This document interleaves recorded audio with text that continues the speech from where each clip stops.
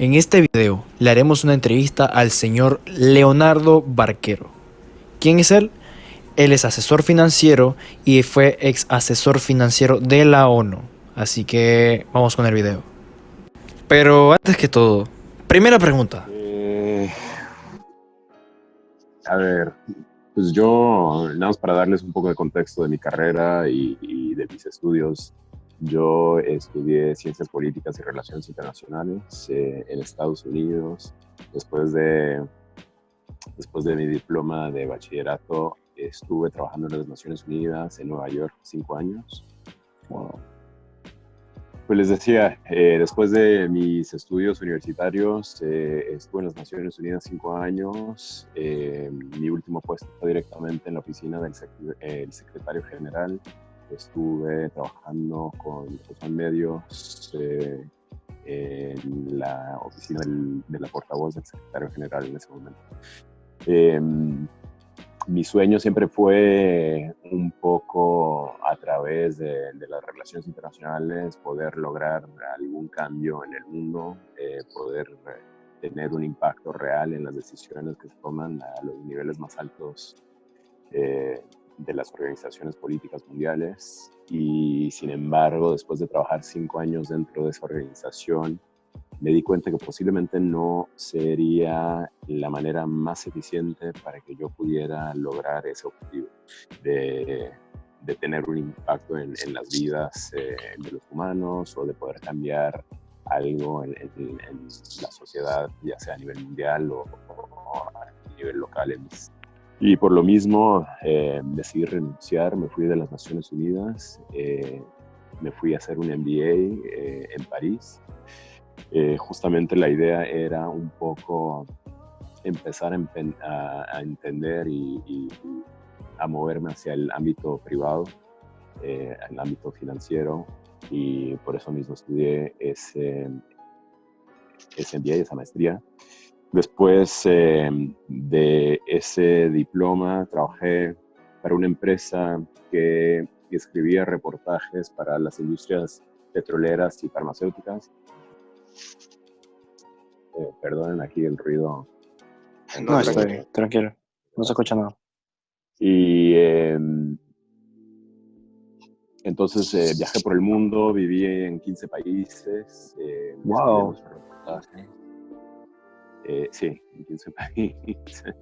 De entrada, bueno, yo crecí un poco, mi padre trabaja para una multinacional, así que yo soy hijo de expatriado, por lo cual nací en México, sin embargo mi familia es de Costa Rica, pero crecí en Brasil, viví en Estados Unidos también, entonces ya estaba un poco acostumbrado a estar viajando, estar en varios lugares. Gitano, así es.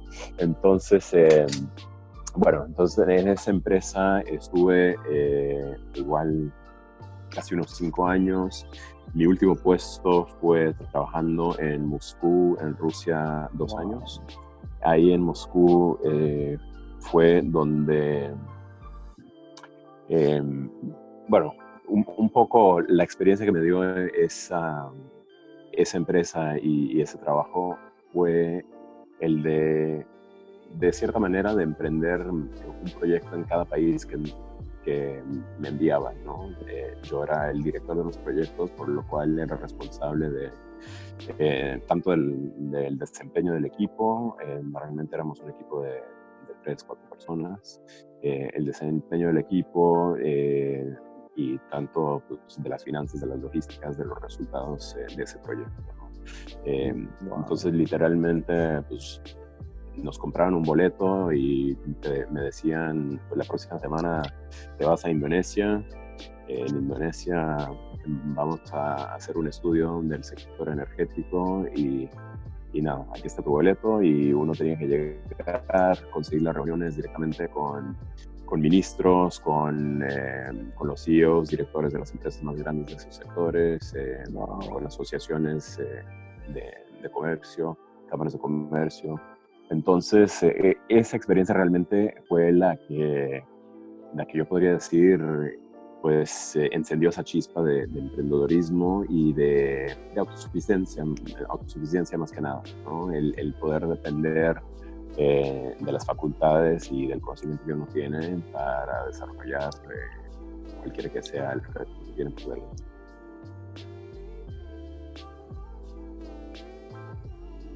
Un poco dándole seguimiento a la experiencia que les acabo de explicar, yo creo que más allá de los estudios, de la capacitación y de todo el entrenamiento técnico y formal que uno pueda tener, yo creo que lo más importante que un joven puede tener claro es un poco su pasión y en qué se podría aplicar esa pasión, ¿no? Muchos jóvenes, yo creo que, y esto lo incluyo, gente de mi generación, gente de generaciones previas a la mía, y creo que también aplica para la de ustedes. Creo que mucha gente tiene miedo de expresar realmente su pasión y sus deseos y sus ambiciones, exactamente por miedo a fracaso, por miedo a que se burlen de ellos, por miedo a pues cualquier presión social que pueda existir, ¿no? Entonces yo creo que, sin embargo, claro, los estudios son muy importantes, el entrenamiento, la capacitación, todo esto es esencial. Yo creo que si no hay pues un drive de pasión y si no hay una meta clara en términos de lo que realmente le apasiona a la persona, no importa cuánto esfuerzo y cuántas horas le meta a un proyecto, posiblemente no lo pueda hacer adelante. Entonces, más que nada es creer en la capacidad de uno poder lograr esos sueños. También entender que para volverse un experto, ya sea en el ámbito del sector económico que escojan, a fuerza tienen que haber fracasos, si no, no hay aprendizaje. Entonces, para que tomen también, pues que tomen esa actitud un poco de levantarse y sacudirse de las rodillas y el polvo cuando se caen y seguir adelante, ¿no? Y seguir persiguiendo esas aspiraciones, porque la verdad eso es parte de la madurez y del aprendizaje que cualquier ser humano necesita para realmente lograr lo que quiere lograr. Claramente.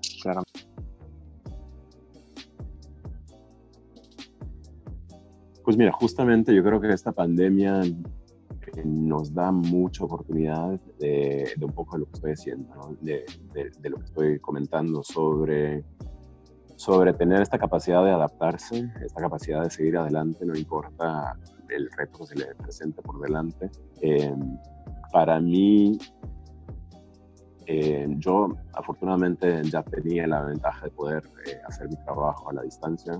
Yo actualmente soy financiero, yo hago lo que en inglés se llama wealth management. Ayudo a clientes en Latinoamérica principalmente a invertir su capital, su patrimonio, y tengo clientes en toda la región. Yo como crecí en Brasil, tengo muchos contactos en Brasil, entonces sin embargo vivo en México, tengo clientes allá que la mayoría de las veces estoy en contacto a la distancia. Y entonces para mí la pandemia no ha sido en términos de cómo hago mis negocios día a día, no ha cambiado mucho. O sea, sí tengo una oficina, tengo asistentes en donde normalmente estaría yendo diario, pero realmente lo que yo hago en relación a mis clientes, la asesoría que yo les doy, el servicio que les brindo, eso no ha cambiado mucho. En términos de los mercados financieros, como si tuvimos una caída bastante drástica en todos los mercados mundiales, más que nada lo que ha causado para mí es estrechar la relación con mis clientes. Sin embargo, la mayoría de nuestros clientes no vieron caídas tan drásticas de sus portafolios. Nosotros, de igual manera, tenemos esta responsabilidad de alivianar cualquier miedo que pueda presentar este tipo de situación y este tipo de caída en los mercados financieros, para que nuestros clientes estén tranquilos, para que sepan que, como comenté anteriormente, después de cada caída siempre hay una recuperación, ¿no? Entonces,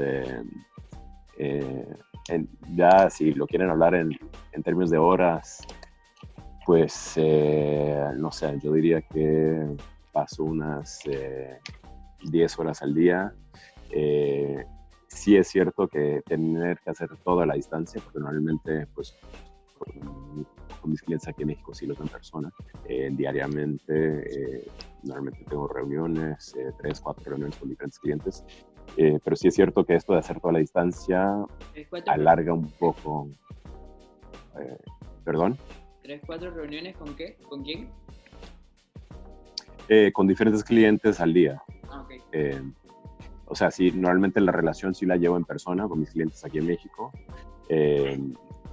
Pero justamente esto de hacerlo virtual, de hacerlo por teléfono, alarga un poco las horas, porque todo toma más tiempo, ¿no? No es lo mismo, no es tan fácil transmitir la misma confianza, el mismo mensaje a tus clientes en persona que tener que hacerlo por teléfono, por ejemplo.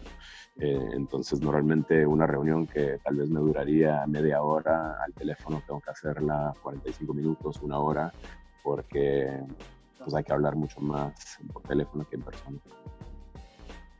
Ok, yo tengo una pregunta.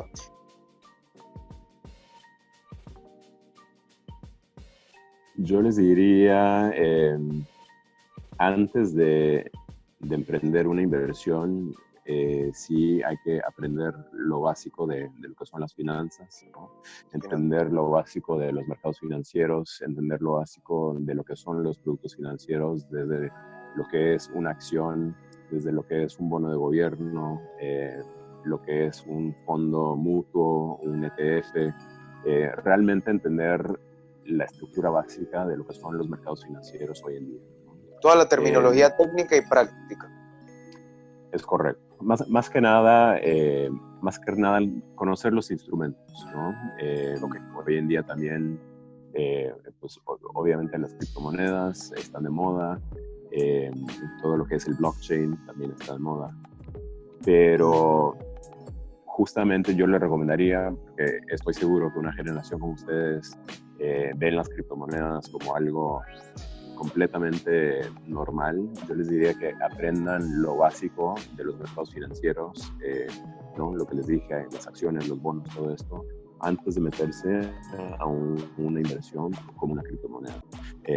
Yo no tengo nada contra las criptomonedas, yo de hecho personalmente invierto en ellas, pero creo que es un instrumento financiero el cual comúnmente a través de las redes sociales, a través de la globalización y toda la tecnología que manejamos hoy en día, la criptomoneda se ha vuelto casi como un juguete, como un videojuego. El trading y la compra de estos instrumentos se ha vuelto demasiado, pues no sé, demasiado casual. Y la gente realmente no sabe en qué está invirtiendo, ¿no? Se olvidan de lo básico, se olvidan de la base de todo y se ponen a empezar a navegar en un mar que no conocen. Se rigen más que nada por lo que ven en las redes, ¿no? Por la euforia, que el Bitcoin subió 200%, ¿no? Se rigen por esa información y dejan de entender el contexto anterior, ¿no? Entonces, yo les diría que eso sería lo primero que deberían hacer. Y el segundo consejo que les daría es que empiecen a ahorrar lo más temprano, lo más jóvenes posible. Sí. Especialmente en nuestros países latinoamericanos y en países emergentes, la cultura del ahorro es muy escasa, justamente porque nuestro sistema educativo desafortunadamente no incluye ningún tema de educación financiera. A veces porque nuestros propios gobiernos tienen un récord pues bastante bastante fatal en el manejo de sus finanzas. Entonces no hay una motivación, no hay una cultura del ahorro ni una cultura de educarse financieramente. Entonces Claro. el simple hábito del ahorro, aunque sea, oye, pues voy a ahorrar $10 mensuales o voy a ahorrar $100 al año, o sea, lo que sea, pues, empezar si quieren con monedas y luego síganle a lo que pueden, pero este hábito de ahorrar y de acumular capital automáticamente les va a causar curiosidad de qué puedo hacer con este dinero ya cuando tenga algo acumulado y ahorrado, ¿no? Entonces, yo creo que las dos cosas van de la mano. El crear este hábito de ahorrar y también educarse y entender los principios financieros que hoy en día mueven el mundo. Claro. Pues mira, en marzo vimos la caída más fuerte de los mercados desde la Gran Depresión de 1929. Wow. Yo no sé si la generación yo- de ustedes sí, aún yo la conozco. escuche sobre Nosotros estudiamos eso. Nosotros esa estudiamos eso. depresión. Fue una caída, que, si no me equivoco, la caída del PIB per cápita mundial, creo que fue de casi un... es que hay mucha, en sí, estuve leyendo información a fondo, pero la que vi creo que fue una caída del PIB per cápita de un 11% a nivel mundial. ¿De cuánto fue exactamente la información? Usted que conoce más de historia. No, pues lo que les iba a decir es que la caída de los mercados que vimos ahorita en marzo a raíz de la pandemia mundial del COVID-19 fue aún más fuerte que esa caída. El mercado de Estados Unidos cayó más del 20%, los mercados de Europa también, los mercados asiáticos, realmente fue una caída y una crisis financiera a nivel mundial. Sí. A raíz de esto también apenas estamos empezando lo que podría ser una recesión global. Realmente los gobiernos en este momento no tienen idea de cómo les va a impactar económicamente, porque la estrategia mundial de los países en este momento es el confinamiento. El confinamiento claramente detiene a todas las actividades económicas. Está todo el mundo encerrado, no hay restaurantes, no hay bares, lo cual quiere decir que la gente no consume, ¿no? Entonces, el hecho de que no se sepa cuándo realmente se puedan reabrir las economías, en el momento que se vuelvan a reabrir, si va a haber un nuevo brote y un repunte del virus, si va a significar que se vuelvan a tener que cerrar, que se vuelva a tener que implementar un confinamiento social. Todas estas son preguntas y dudas que nadie tiene las respuestas en este momento. O sea, lo que estamos viviendo en este momento es insólito. Ninguna de nuestras generaciones vivas en este momento, ni la mía, ni la de mis padres, ni la anterior, ha vivido esto, ni sabe cómo manejar una crisis de esta naturaleza y de esta magnitud. Sin embargo, en términos de los mercados financieros, sí tuvimos una caída muy fuerte. En el mercado financiero siempre se habla de cómo va a ser la curva de recuperación, ¿no? Entonces, por ejemplo, ahorita se está hablando mucho de lo que podría ser una recuperación en forma de una V, ¿no? Que sería una recuperación así, una caída fuerte y una caída fuerte y un repunte hasta arriba, exacto. La otra opción podría ser una recuperación de una W, ¿ok? Esto es lo que en inglés se llama un double dip. ¿Okay? El doble techo. Exacto, está la caída fuerte, hay una recuperación y otra caída y luego se vuelve a recuperar ya a más largo plazo, ¿no? Y la otra posibilidad es lo que llaman la recuperación como el logo de Nike, ¿ok? O igual la recuperación como una U, que sería una recuperación no tan rápida como la V, sino que un poco más lenta porque es una curva. ¿no? Entonces, en este momento se está viendo una recuperación más como una U, pero la verdad es que no sabemos si los mercados pueden volver a caer, porque como les digo, todavía no hemos medido el impacto económico que va a tener en los países. En términos de qué les podría recomendar en qué invertir ahorita, a ver, una apuesta conservadora, una apuesta segura sería el oro. Yo a muchos de mis clientes les he recomendado comprar metales preciosos, oro, plata, platino. ¿Petróleo? Petróleo no. El petróleo está muy volátil en este momento. El petróleo también sufrió una crisis Cayó, de las más grandes. un 105%, si no me equivoco. Sí, fue un 105%. Sí, Un sí. 105%. De hecho el precio del petróleo llegó a estar en números negativos. Sí, Eso quiere decir que literalmente se estaba regalando el petróleo. sí, llegó un momento que vi que en México estaban literalmente que decían que llegaba la gente a comprar petróleo y en vez de comprarlo, la misma empresa le decía, lléveselo. No, Estaba la gente escuchando eso. le estaban pagando por, Sí, le estaban pagando por llevarse el barril. Porque se llevaba. Ya Sí, no y había en eso dónde sucedió. guardar el petróleo. Exactamente, Sí, fue un tema de falta de almacenaje sí. a nivel mundial, no había dónde guardar el petróleo, porque pues, hubo una sobreproducción. Esta crisis se dio, la crisis del petróleo se dio más que nada por yo diría que es un tema geopolítico, una riña entre Estados Unidos, China y Rusia, ¿ok? De cierta manera, el mundo ahorita también está viendo un cambio geopolítico muy importante, que posiblemente vaya a dictar la estructura geopolítica del mundo por las próximas décadas. Lo que estamos viendo es que China se está posicionando como la gran superpotencia de este mundo, tratando de desbancar a Estados Unidos de esa posición, ¿no? Exactamente.